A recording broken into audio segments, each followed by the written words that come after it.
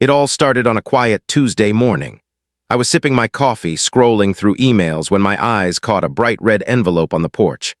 My first thought, who's sending me junk mail this early? But the envelope wasn't junk. It had my name, my address, and a return address I didn't recognize, Pine Ridge Homeowners Association. I picked it up, feeling a strange mix of curiosity and dread. I tore it open and unfolded the letter. The words leapt off the page. Final notice. You owe $4,221 in HOA fees. For a split second, I thought maybe I was reading it wrong. My coffee nearly went down the wrong pipe. I reread it, and then I laughed. Because my house, it wasn't in any HOA. I had never paid HOA fees in my life. My property was completely independent. I checked the envelope again. Yep, my name, my address. And now, apparently, I was $4,221 in debt to a neighborhood I didn't even live in. I shook my head. Maybe it was a typo. Maybe someone had confused me with a neighbor. Surely this wouldn't escalate. Spoiler, it did. I called the number listed on the letter. A woman answered, and her tone made it immediately clear she believed she was wielding power over the universe. Her name was Deborah, and she introduced herself as the president of the HOA. She immediately launched into what she called a matter of utmost importance, which, in reality, was her insistence that I owed them money. I tried to explain.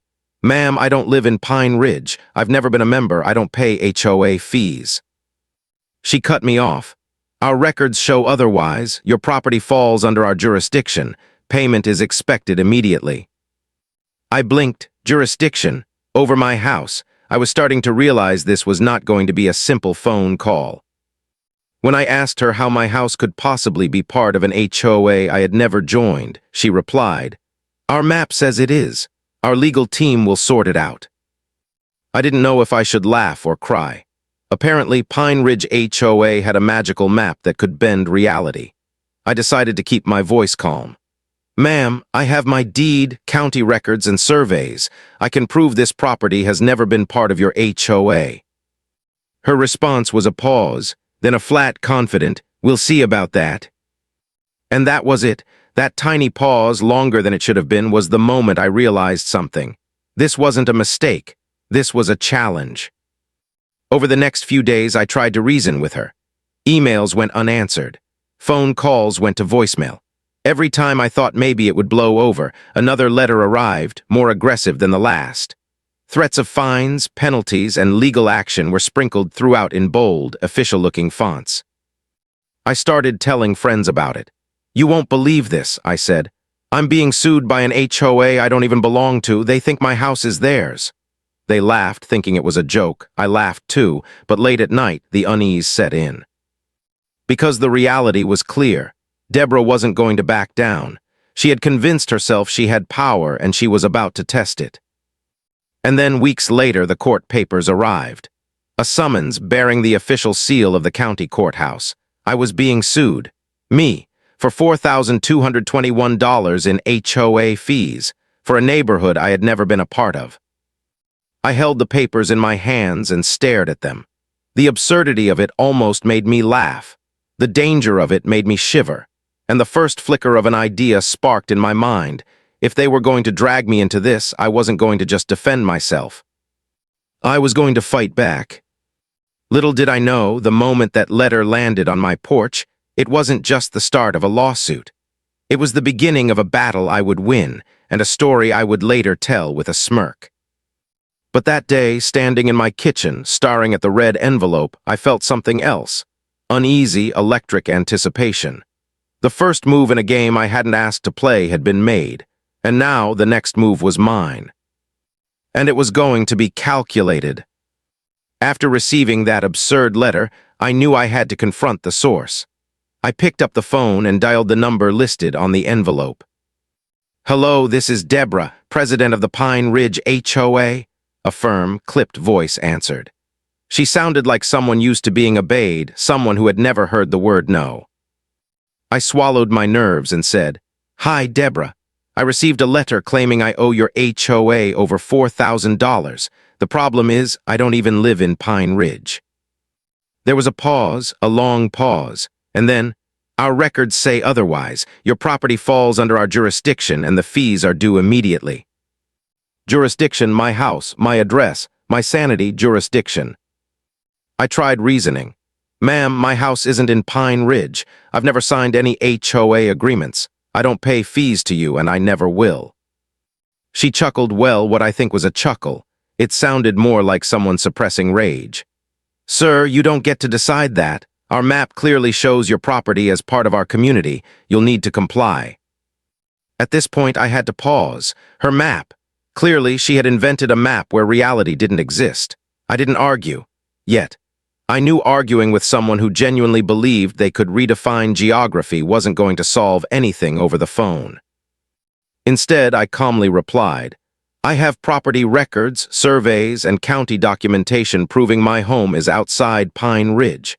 I can provide them to your legal team if necessary. Her response was a sigh, long, condescending, the kind of sigh you give someone you've already decided is beneath you. We'll see about that, she said. Click. Just like that, the call ended. For a moment, I laughed nervously. Surely this would be sorted with a simple proof of ownership. Surely. But I had the uneasy feeling that Deborah wasn't someone who would admit she was wrong. Not easily, not ever. Over the next few days, the letters kept coming. They were more aggressive now, each one stamped with final notice and threats of legal action. One of them even suggested that if I didn't pay, they might place a lien on my property.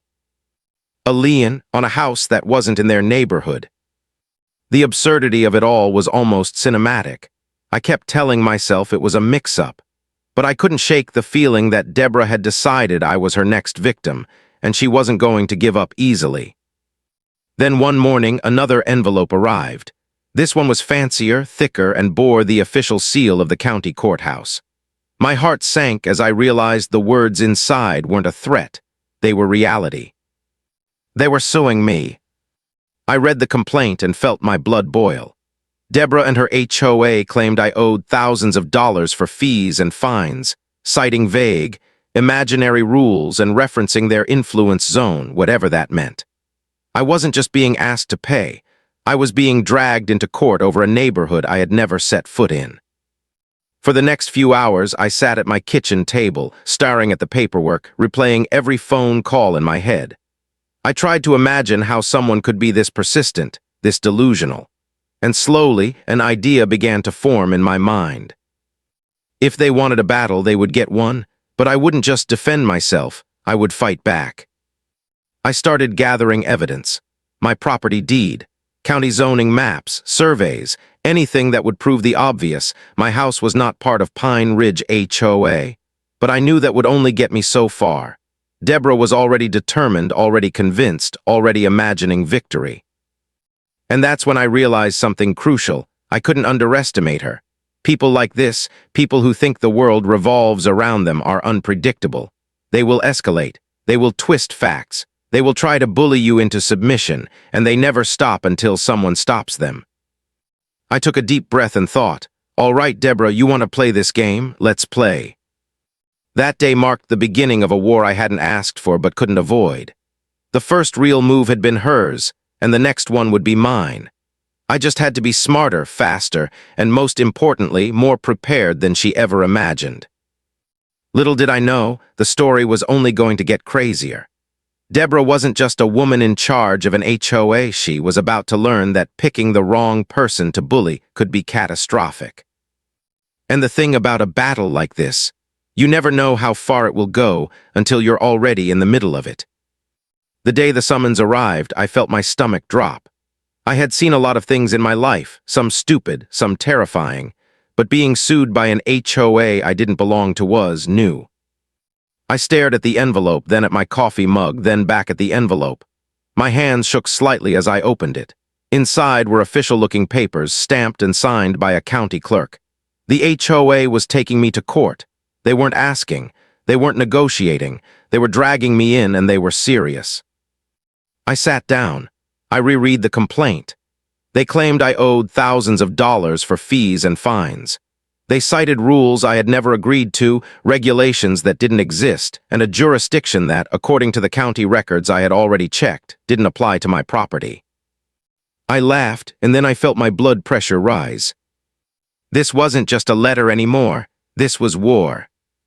The first court date was terrifying. I had to walk into a courtroom full of strangers, lawyers, clerks, and the judge, knowing that technically I was about to be a defendant.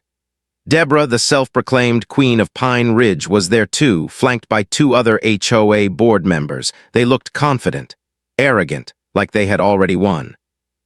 The judge glanced at the complaint and then at me. I swallowed hard and explained calmly. "Your Honor, my house is not in this HOA. I have deeds, surveys, and county records that prove this property has never been part of Pine Ridge." Deborah's response? She looked at the judge and said, with the absolute confidence of someone who had never been wrong in her life, "Your Honor, his house is within our influence zone. He is required to pay fees and fines." Influence zone. I blinked. Influence zone? I had never heard of such a thing in real estate law. Apparently, in Deborah's mind, HOA rules were decided by vibes, not actual property lines. The judge raised an eyebrow and leaned back in his chair.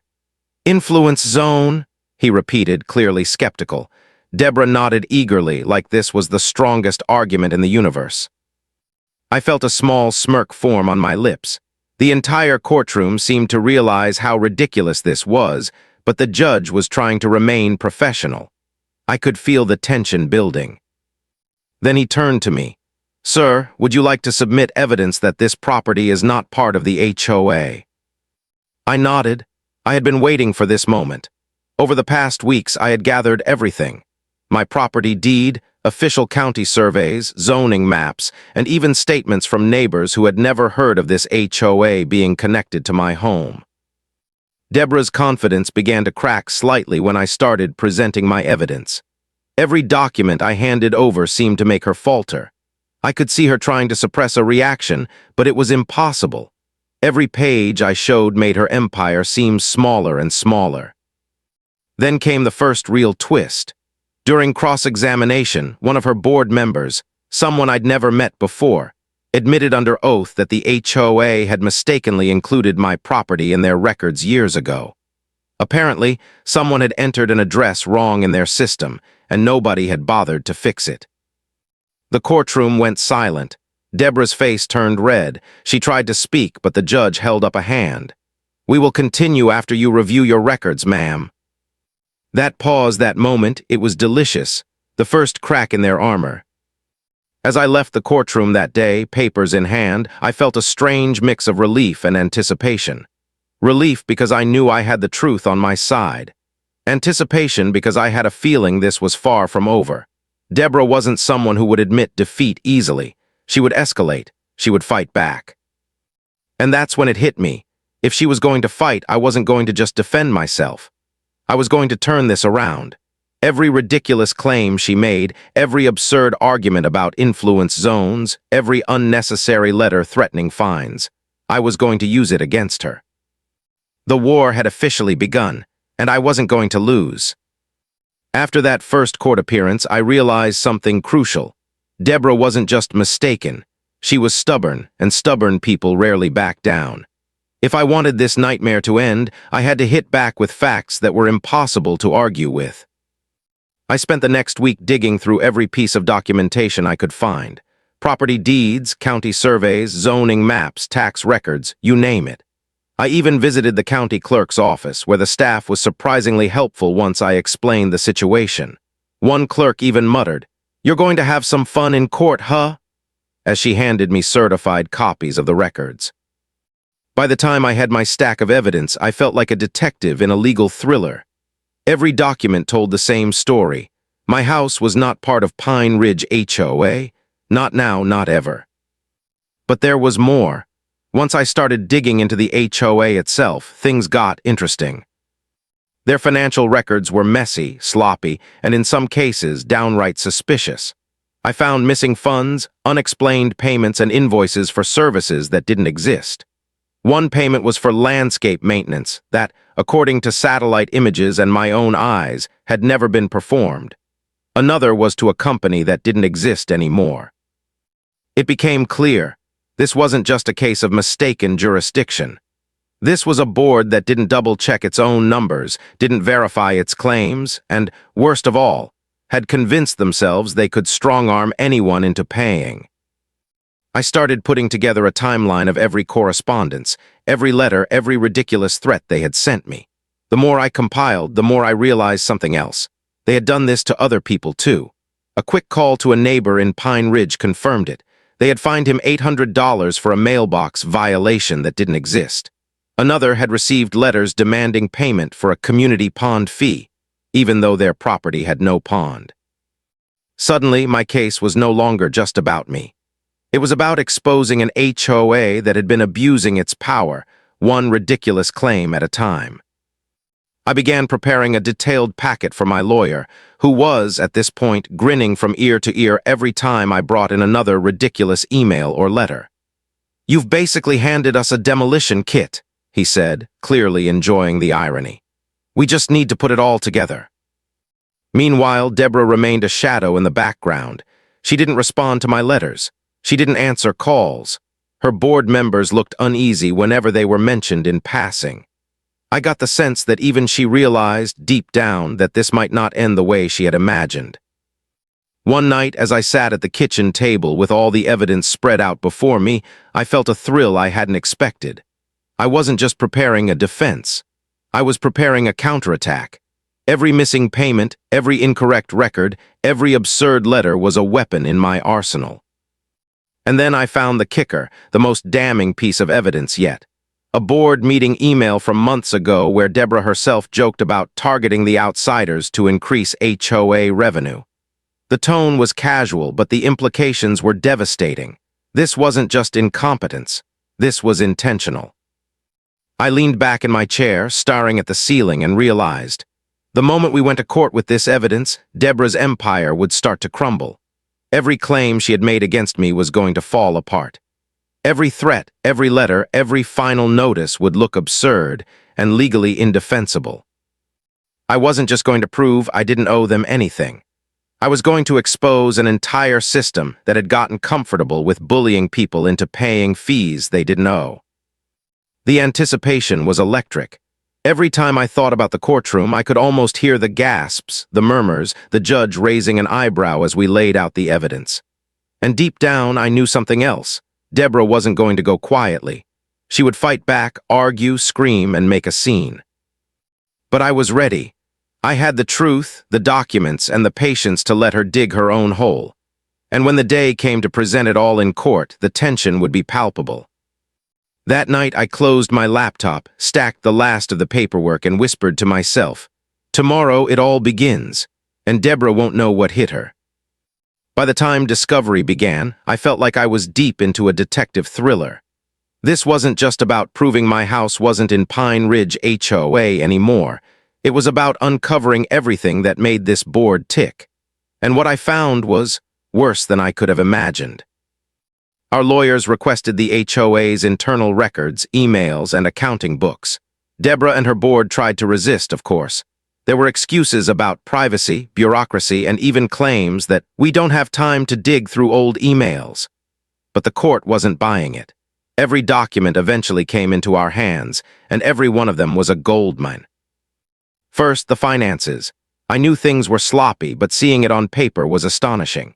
There were phantom payments for landscaping services that never existed, unexplained transfers to shell companies, and receipts for community events that were apparently held in an empty field.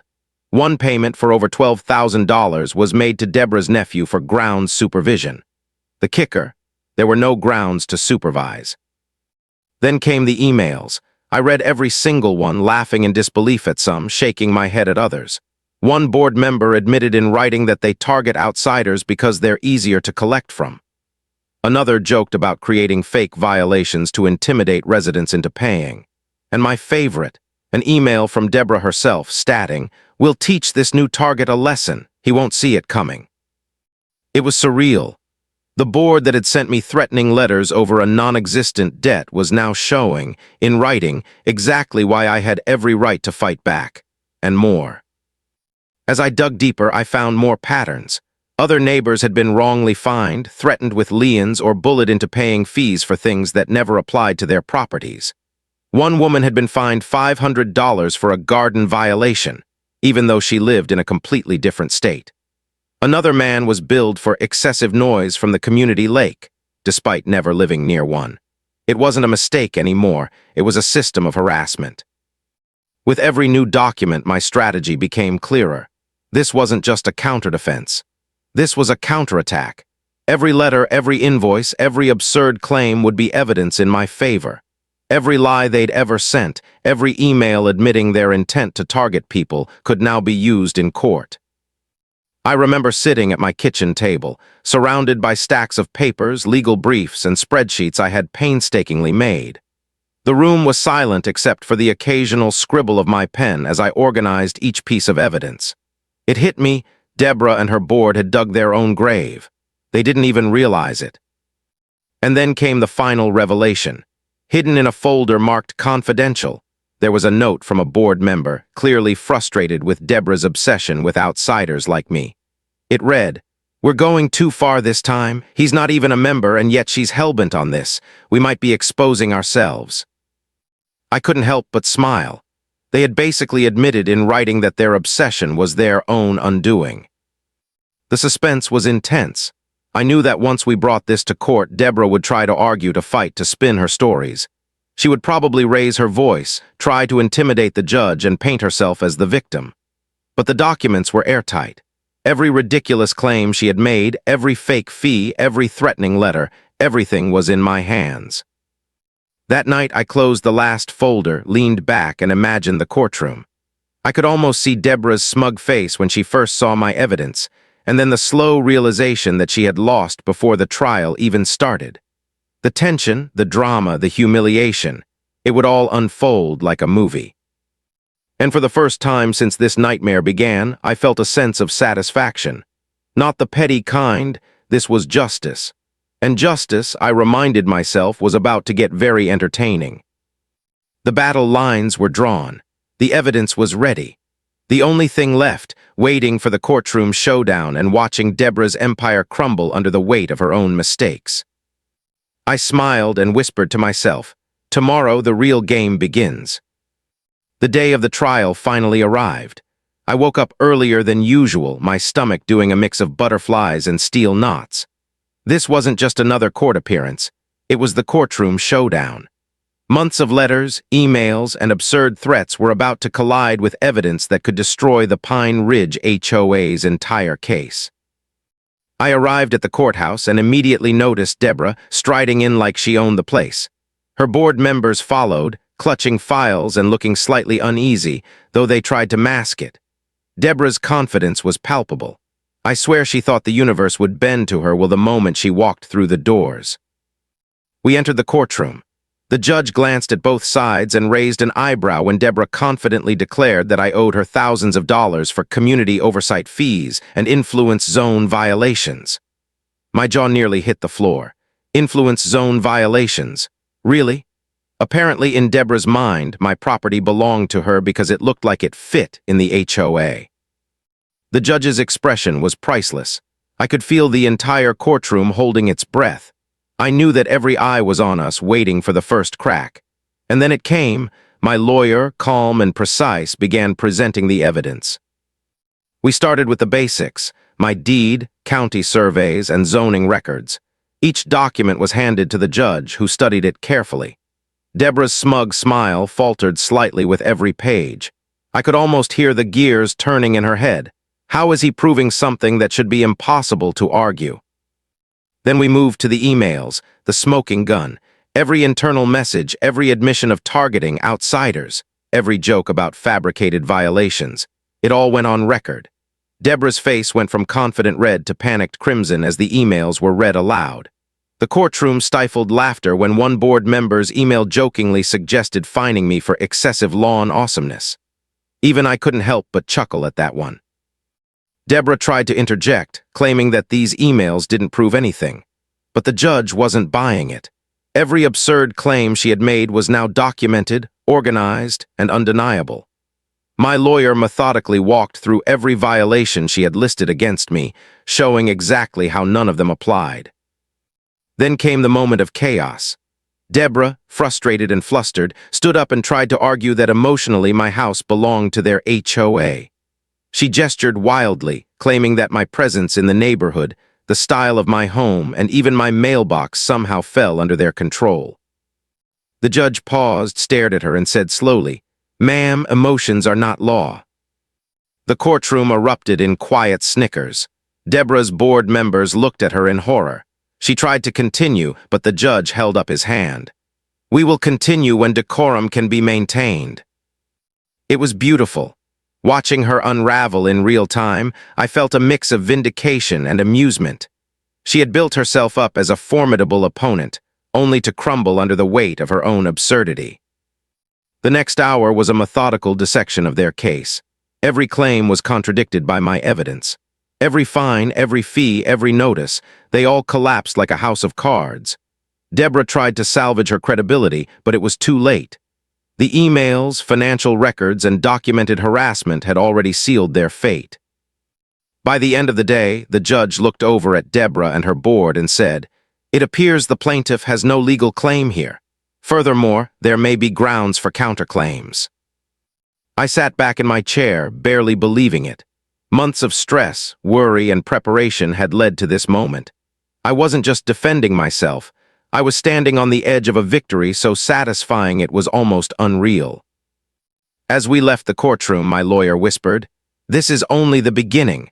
Wait until we file the counterclaim." I knew he was right. The war wasn't over yet. But for the first time since that ridiculous letter landed on my porch, I felt the tide turning. Deborah had started the fight, but now the momentum was mine, and she had no idea what was coming next. After the trial's initial hearings, I realized something. This wasn't just about defending myself anymore. This was my chance to expose the HOA for what it really was, and maybe, just maybe, make them pay for the months of stress, threats, and absurdity. I worked closely with my lawyer to prepare a counterclaim. Every fine, every letter, every bogus violation became ammunition. We itemized every single financial loss I'd incurred, wasted hours dealing with letters and calls, legal fees, even stress-related therapy costs I'd picked up just to stay sane. And yes, I included the cost of the extra coffee and donuts I had consumed while poring over their ridiculous emails. Once filed, the counterclaim hit them like a thunderbolt. Deborah's smug confidence was gone. Her board members suddenly realized that this wasn't a simple dispute. They were staring down the consequences of their own mistakes, exaggerated arrogance, and sheer incompetence. Court dates were scheduled, and as I walked into the courtroom for the next session, I felt a strange mix of nerves and exhilaration. This was the moment I had prepared for. The judge called the case, and my lawyer presented the counterclaim with precision. "Your Honor," he said, "this defendant has suffered not only from a baseless lawsuit but also from harassment, intimidation, and financial damages caused by the plaintiff's board of directors." He laid out our evidence in a meticulous order. Every email showing intent to intimidate, every financial mismanagement, every bogus fee, all cataloged and presented in a way that left no room for dispute. The courtroom was silent, the tension thick enough to cut with a knife. Deborah tried to object, claiming some of the claims were exaggerated. But the judge, already unimpressed with her antics, interrupted. "Ms. Deborah, your own records have been submitted as evidence. The court will consider all documentation presented." Her face turned crimson. I had never seen someone so flustered. Every attempt she made to argue was dismantled by the very evidence she had created. Emails where she admitted targeting outsiders. Check. Internal messages mocking residents? Check. Unexplained financial transactions? Check. Every piece of her arrogance now worked against her. The real kicker came when my lawyer presented the compiled damages. I had included everything: legal fees, accounting costs, emotional distress, even the hours I had spent preparing my defense. The total, over $187,000. The courtroom went quiet. Deborah's jaw nearly hit the floor. Her board members exchanged nervous glances, and I could almost hear their internal panic. They hadn't expected to be on the receiving end of justice. The judge paused, then said slowly, "It seems the defendant has substantial grounds for these counterclaims." Deborah, it appears your board has not only filed a baseless suit, but has engaged in conduct warranting damages. At that moment, the tension broke, not for me, but for the board. Their empire, so carefully constructed, was collapsing in front of them. Deborah tried to argue, tried to defend herself, but the judge's patience had limits. Every word she spoke seemed only to make her case worse. Within weeks, the HOA had no choice but to declare bankruptcy. Their board dissolved. Their bylaws became meaningless. Their threats, fines, and jurisdiction evaporated overnight. I remember driving past Pine Ridge shortly after the bankruptcy was finalized. The HOA signs were gone. Residents were free, no longer living under the whims of a board that had wielded power without authority. People waved as I passed by. One neighbor even yelled, "Thank you for ruining their little empire." I waved back, trying to hide my grin. And Deborah, word spread that she had moved out of state, attempting to start fresh after her humiliation. It was poetic justice. The woman who thought she owned the world had lost control of the very thing she had clung to for years. I hung the court judgment above my fireplace, a reminder not just of my victory, but of the absurdity of the fight. Months ago, it had started with a letter claiming I owed thousands for a neighborhood I didn't even belong to. Now, it ended with the HOA bankrupt and dissolved, my sanity intact, and the ridiculousness fully exposed for all to see. As I poured myself a celebratory drink that evening, I thought about the lessons learned. Never ignore official-looking letters, yes. But more importantly, never underestimate someone who is willing to fight smart, document everything, and keep a sense of humor while doing it.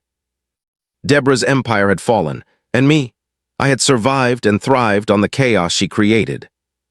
After the counterclaim and the courtroom drama, life finally felt peaceful. Not the I can relax completely kind of peace, but the ridiculous storm has passed, and now I get to enjoy the calm kind. Driving past Pine Ridge for the first time since the bankruptcy, I noticed something immediately. The HOA signs were gone. The ones that had loomed like tiny dictators over the neighborhood, threatening fines and fees for rules that didn't even make sense, were gone. Residents waved at me from their yards, some chuckling and pointing at the empty signposts. I waved back, trying to keep a low profile, though inside I was grinning like a man who had just watched a poorly scripted drama unravel in real life. The neighborhood itself seemed lighter. The air felt different. People no longer spoke in hushed tones about the HOA, and I overheard laughter where before there had been whispers of fear. I realized then that this wasn't just about winning a court case.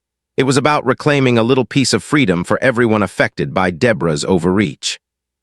Back at home, I framed the court judgment and hung it above my fireplace. I stared at it for a while, thinking about how it all began with a single absurd letter.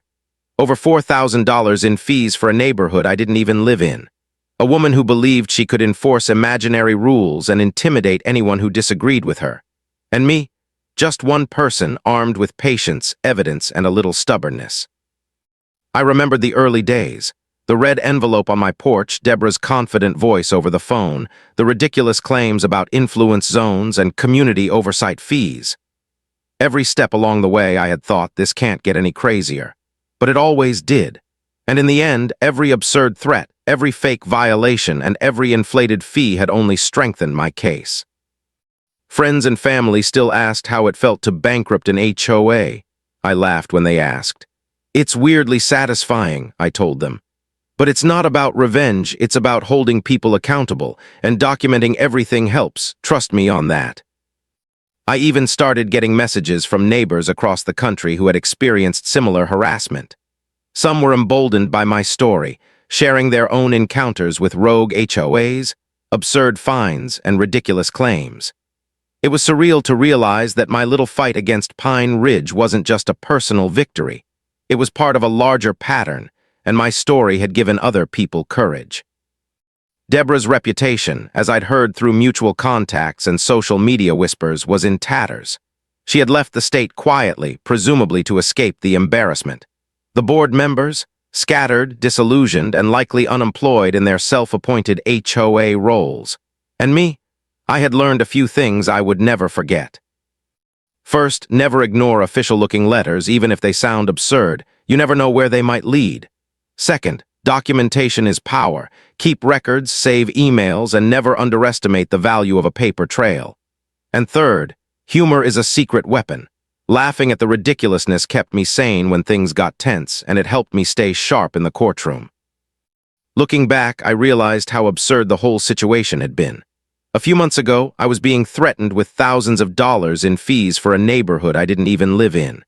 Now that HOA was gone, their empire dissolved, and the people they had harassed were free from their grasp. It felt like watching a sitcom play out in real life, but with much higher stakes. I poured myself a glass of wine that evening, raising it silently to the empty air. To patience, preparation, and a little absurdity, I said, because in the end, that's what had carried me through. And as I looked at the framed court judgment on the wall, I smiled, knowing one thing for sure. Sometimes the world throws ridiculous battles at you. And sometimes, if you're clever, determined, and just a little stubborn, you can not only survive, but turn them into the most satisfying victory of your life. You've heard this confession, now wait until you hear the next one. The truth that shatters everything you thought you knew.